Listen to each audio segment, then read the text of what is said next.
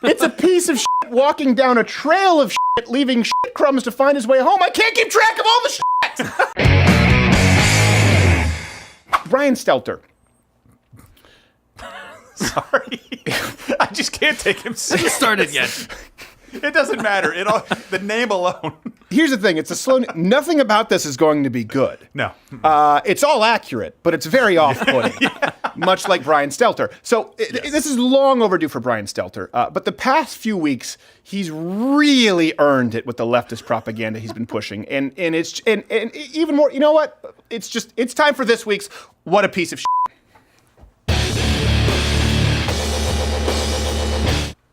Yeah, that's very short. We had to reach into the vault. We shortened that, yeah. Yeah, reach into the vault to find that picture. Do you have Brian Stelter? You don't have him in Canada. Is that what he really looks like?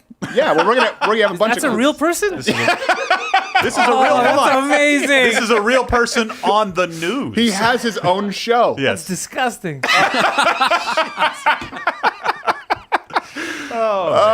Okay, so reason number 5, and this is what bothers me most. I know this should probably be number 1, but I think it sets up the context most importantly. This guy, Brian Stelter, is constantly...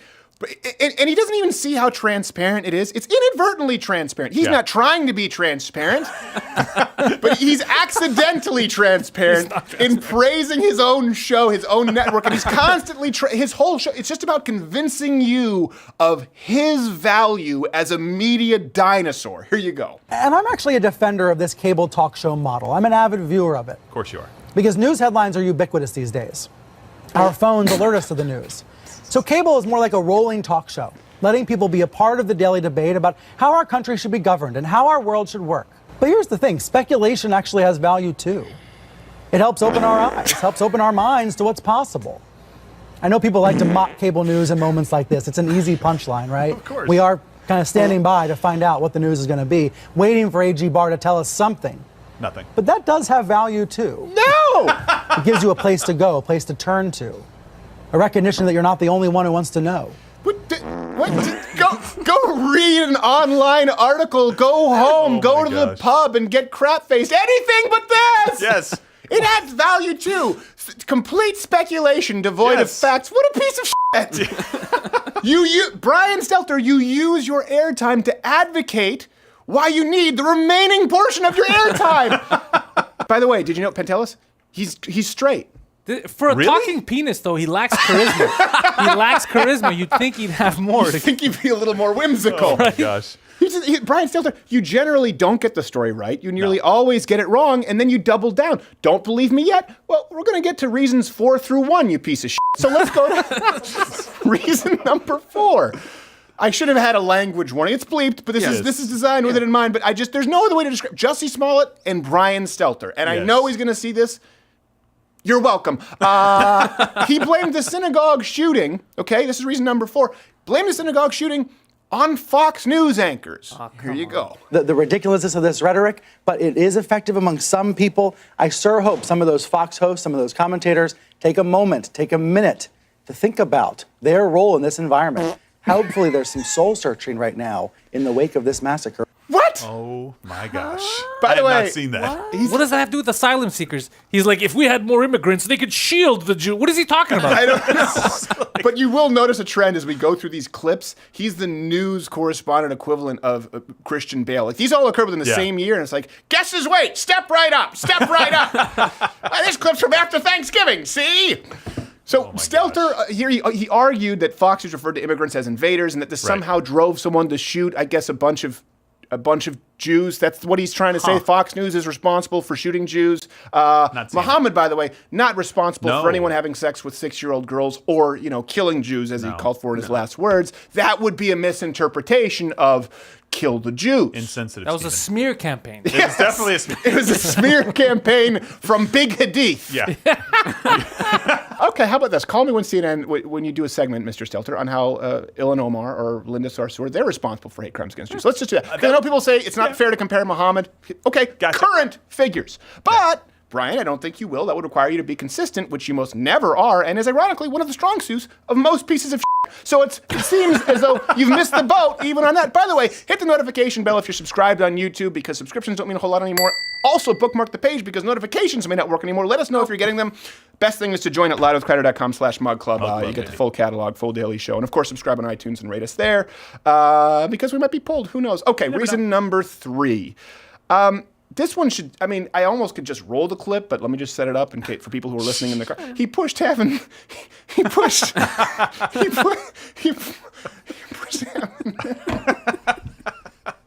I saw it. It's Avenatti. it's so hard. It's hard to get out of my mouth. I'm embarrassed for him. Which one, Avenatti? Yeah, no, both. He pushed Avenatti as a presidential candidate. Seriously, repeatedly. Here you go. President Obama also had a lot of TV star power, and that helped him pre-Trump. But Trump is more evidence of this. And looking ahead to 2020, one reason why I'm taking you seriously as a contender is because of your presence on cable news. Really? Put a Black Garrett soundboard. Hit that. That one needs, that's a big, yeah, there you go. What a piece of shit. I'll give him an extra one. Here we go. There you go.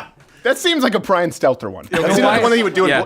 and he would blame it on the Something in. dog. Yeah. But not like as a joke that's cute. Like, it's the dog. He'd be like, no, it's seriously the dog. I think we need to put it down. He would take the dog to cover up his own tracks to the vet and have the dog put down just so he wouldn't be blamed. With Avenatti, he's specifically only taking him seriously because of his appearances on CNN. Again, go back to reason number 5. It's like, I think that you would be a great president because I want to remain employed?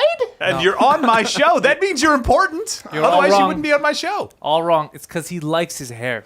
Yes. Yeah. There is a bit of a Envious. camaraderie there. There's a little bit of- By the way, the only reason Avenatti was there was because you put him there. Avenatti was on CNN, MSNBC over 100 times in 10 weeks. Oh my Yeah, it's gosh. true. 100 times in 10 weeks. If you want to, this is kind of like what Bill Maher said. Oh, if I want to know that Trump colluded with the Russians, I just turn on my TV I have and eyes. see yourself. Yes. Saying it. This is like Brian Stelter saying the reason Avenatti would be great is because he's on all of the important shows. Well, which shows? My show. He's on my show. Therefore, he should be president so he could be on more shows when he's president. Which shows? My show. I think he should be on my show so he becomes president so he comes back on my show completely 100% straight. Buy it. What is that go-getter Avenatti up to now? I'm curious. Well, I'm glad you asked. Actually, Avenatti, who himself is equally a piece of shit, now been arrested for trying to extort Nike for $50 million. So I wouldn't hold my okay. breath. Well, that's- Yeah, exactly. He's taking one of those prison readiness classes right now. Yes. Here's what you do. And when on he your went in and first they asked him day. to put his belongings in the bin, he said, wait, haven't you seen me on Stelter? And they said, sir, no one's seen you on Stelter. I could have been a presidential candidate. But he does come in every few weeks for voluntary conjugal visits. He just wants to put a smile on their face. Wow. Reason number 2, he blamed at the female prisons, clearly. Right. Okay. Yes. Okay, here's the thing. I know It's people, I'm Judy. really not just weaponizing sexuality here. Of course. I had everyone in this room, honestly, okay, if you were to watch that, would you think the guy's straight? I would have questions. Well, you have the worst gaydar in the world. Penn, tell us. I'm gonna be honest with you. I didn't think he was a person. Reason number 2, and this one's pretty obvious. He blamed the Russia, right? He blamed Donald Trump for the Russian collusion conspiracy. So that would seem bad enough. But here's the thing. That's actually not number 2 here. All right? He actually blamed the conspiracy itself on Trump. So after Stelter was pushing the narrative for 2 years on his show because speculation is super important, and then it was completely blown up, he doesn't apologize. He blames the conspiracy for being created by Trump. Here. You're going to hear this from the right for the next days and weeks to come, that the press has basically made all of this up to take down President Trump. But the press is just following a trail that Trump created. What? What? Does he even know what that means? So, hold on a second. Journalists were following a trail that Trump created? What? It led to nowhere, evidently. like Donald Trump, like this is like, okay, this is going to be one of the greatest tricks in political history. All right? They're going to hang this around my neck, and it's going to impede my presidency. I'm almost going to get impeached. And that's it. There's nothing more to the plan. No, you great created plan. the false best trail, plan. you fat piece of shit.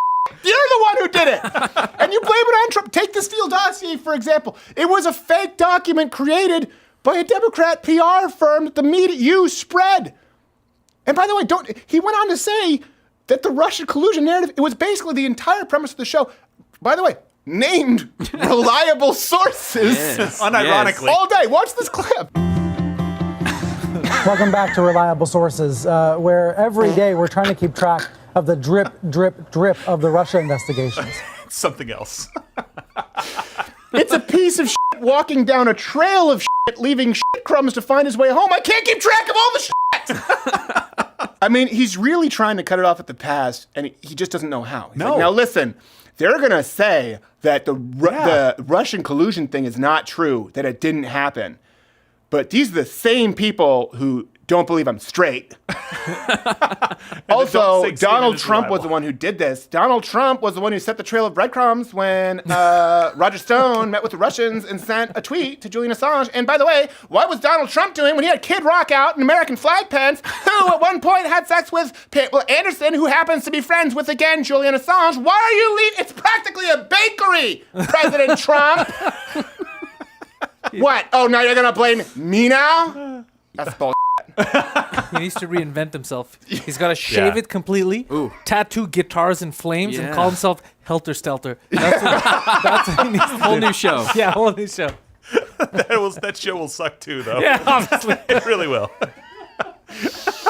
All right. Reason number one. And honestly, this is like Joe Biden. They don't really need to go in this order, but just because he was also in our previous POS segment defending Jussie Smollett. Now, again, it's not just about the Jussie Smollett hate crime being exposed as a hoax. Oh, my gosh. That would be too reductive.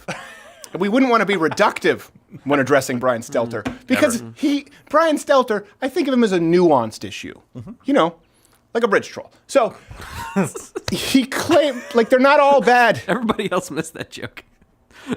He claimed that news organizations were really careful. Oh. And that it was only, so this is why it's not just that he rushed to judgment. He claimed that the news didn't rush. It was only random people on Twitter who rushed to judgment. There was a rush to judgment. I think it was mostly in the celebrity press and among activists and among Twitter people. I think it was a really careful reporting by news organizations. But it all gets lumped in together at the end of the day. It all gets lumped in together in the minds of many people. Wrong again, you piece of shit! Talking heads on CNN from Brooke Baldwin to April Ryan. I think Don Lemon. No, yes, absolutely Don Lemon. He actively helped to push the Smollett hoax. And how do you know that we're telling the truth? Because now Stelter is claiming, even today, that we may never know what happened on that fateful night. The narrative is once again changed from victim, to villain, back to victim. It's been very confusing, as Ryan was saying. People don't know what to believe, and we may never really know what happened on the street that night in Chicago. Well, I guess it remains a mystery to all of us. Signing off. Good night, and I'm a piece of shit. If this confuses him, he's confused by on and off switches. Yeah, pretty much.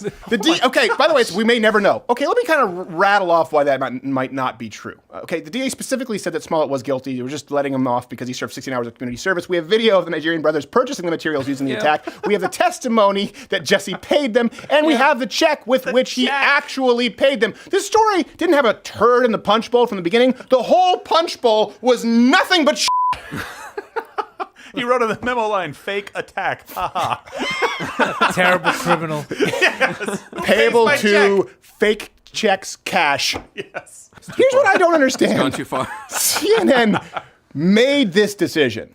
The reason Brian Stelter has, he gets to go out there, continually advocate for his job, right? Really, he has to. He doesn't just have a portion of his show. Watch his show. This is my challenge to you. I'm sorry, but watch his show and tell me if he goes a single segment without somehow advocating for the importance of his job. And he has to do it because of the blind spot that networks like CNN have. They have to, please, someone tell me. Fat, yep, check. Talentless, yep. Seemingly gay, check. Uninteresting, yep. No one will watch, check. You have a show, sir. How does this happen? They Green actually, light. he is proof positive about the blind spot immediately. They actually thought his show would work. Someone lost to Brian Stelter. There was a callback.